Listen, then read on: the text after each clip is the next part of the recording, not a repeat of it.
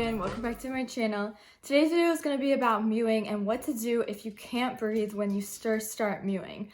And this is a common problem that I've been seeing. A lot of people have just been commenting on my other mewing videos saying that they can't breathe once they put their tongue at the roof of their mouth, and they're wondering what they can do to help themselves with that.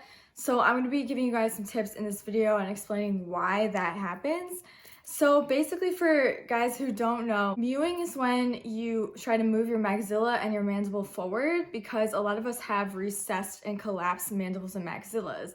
Actually, most people in the world nowadays have a recessed mandible to some degree, and that's because of our diets and eating soft foods and eating a lot of sugar and just the general deterioration of how our bone structure has been growing in. So with mewing, you're trying to correct that. You're putting your tongue flat against the roof of your mouth and you're pushing upward and forward. Now, if you can't do this when you're mewing and you put your tongue on the roof of your mouth and you cannot breathe, that means that you have such a collapsed and recessed maxilla and mandible that your airway is so narrow that you need to mew actually more than anyone else needs to mew, because you need to open up that air passage more than anyone else, because that means that you have such a collapsed airway and such a collapsed maxilla and air passage.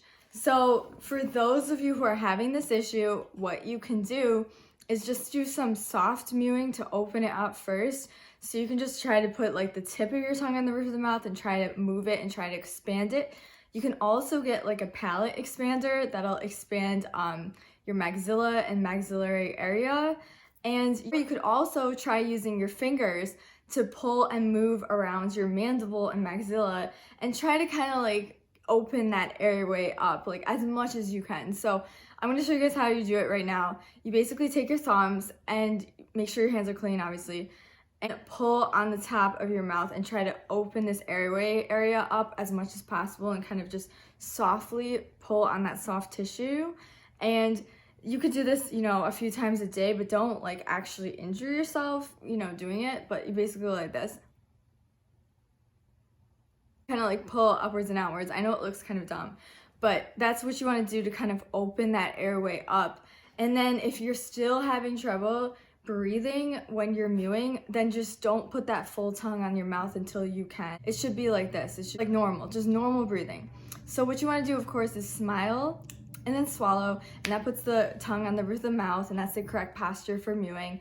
And then you want to do that every single day. You should see some movement, okay, in your jaw, and you should see that forward movement come in. All right, the younger you are, the better.